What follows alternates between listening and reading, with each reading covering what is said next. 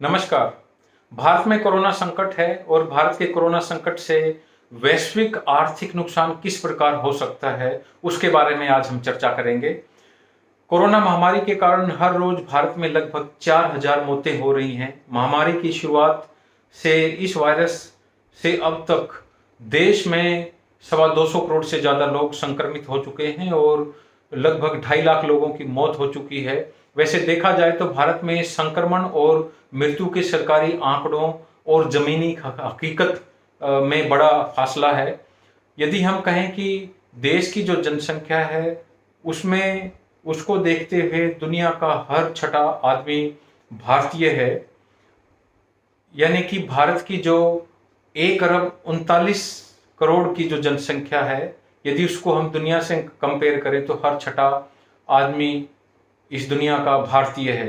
तो आइए हम कुछ उन बातों को समझने की कोशिश करते हैं जिससे दुनिया की अर्थव्यवस्था भारत के संकट से अछूती नहीं रह सकती। भारत में जो कोविड संकट है, भारत में जो कोरोना का संकट है, जो कोरोना की लहर आई हुई है, उससे किस प्रकार से दुनिया की अर्थव्यवस्था भी प्रभावित होगी, इसके बारे में हम चर्चा करते हैं।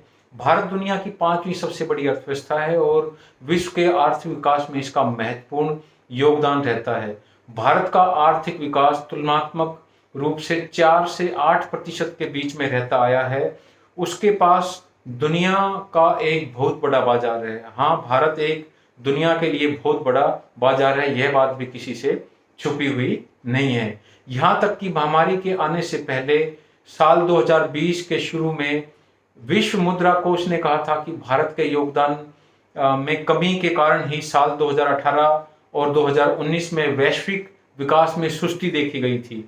साल 2020 के लिए आईएमएफ ने भारत की विकास दर को लेकर अपना पूर्वानुमान कम करके 5.8% कर दिया था और 2020 के वैश्विक विकास की दर गिरकर 4% के आसपास रही थी, जबकि भारत की विकास दर लगभग 10% की गिरावट के तौर पर देखी गई थी।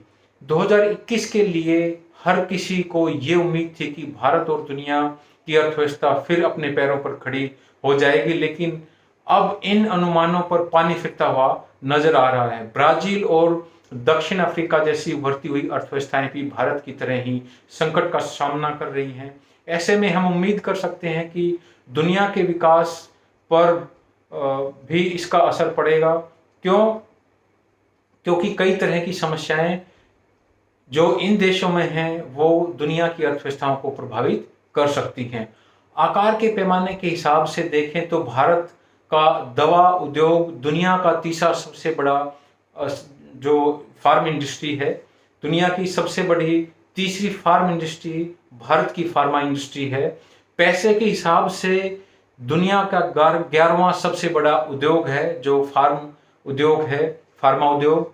इसी प्रकार से दुनिया भर में जितनी दवाओं का निर्यात होता है, यदि हम जितनी भी दुनिया में निर्यात होने वाली दवाइयां हैं उनमें यदि हम भारत का हिस्सा देखें तो यह 3.5% 3.5% है। जेनरिक दवाओं के मामले में हमारा जो ग्लोबल एक्सपोर्ट है वो 20% है। भारत का जो ग्लोबल एक्सपोर्ट है वो 20% है। अगर भारत में दवा उद्योग के इस निर्यात पर किसी किस्म का संदेह पैदा होता है तो दुनिया भर की स्वास्थ्य सेवाओं को इसके नतीजे भुगतने पड़ सकते हैं। मौजूदा हालात में भारत दुनिया के 70% वैक्सीन का उत्पादन करता है। विश्व स्वास्थ्य संगठन WHO के कोवैक्स प्रोग्राम के तहत भारत की सीरम इंस्टीट्यूट ऑफ इंडिया को 64 गरीब देशों के लिए एस्ट्राजेनिक वैक्सीन के उत्पादन का अधिकार दिया गया है। इसके साथ ही सीरम इंस्टीट्यूट को ब्रिटेन के लिए 50 लाख जो डोज हैं उसके लिए भी उत्पादन करना है। भारत के कोरोना संकट का यह मतलब हुआ कि या तो वैक्सीन के निर्यात को रोक दिया गया है या फिर रद्द कर दिया गया है। महामारी की नई लहर का सामना कर रहे कई देशों के लिए ये बुरी खबर है और उनके यहाँ आम जिंदगी को फिर से पटरी पर लौटने में काफी कोशिश करनी पड़ेगी और जब तक लौटने में यह कोशिश की जाएगी तब तक वहां काफी ठहराव आ चुका होगा। अगर भारत पूरी दुनिया को वैक्सीन की सप्लाई नहीं कर पाएगा तो हम इसके साइड इफेक्ट देखेंगे। दुनिया के अलग अलग हिस्सों में बार बार लॉकडाउन लगाए जाएंगे, सोशल डिस्टेंसिंग के प्रोटोकॉल बढ़ जाएंगे और दुनिया भर के देशों में आर्थिक गतिविधियां एक बार फिर से सुस्ती का शिकार हो जाएंगी। आर्थिक जो गतिविधियां हैं वो सुस्त हो जाएंगी। भारत सरकार भले ही मौजूदा संकट को संभालने में कारगर न रही हो, लेकिन दुनिया पर पड़ने वाले इसके असर को न समझना इसे नजरअंदाज करने जैसा ही होगा। अगर दुनिया के बड़े देश भारत की मदद न कर पाने में नाकाम रहे तो जल्दी ही भारत का संकट वैश्विक संकट के रूप में बदल सकता है और ऐसा केवल स्वास्थ्य के क्षेत्र में ही नहीं होगा बल्कि अर्थव्यवस्था के मोर्चे पर भी संकट के बादल छा सकते हैं।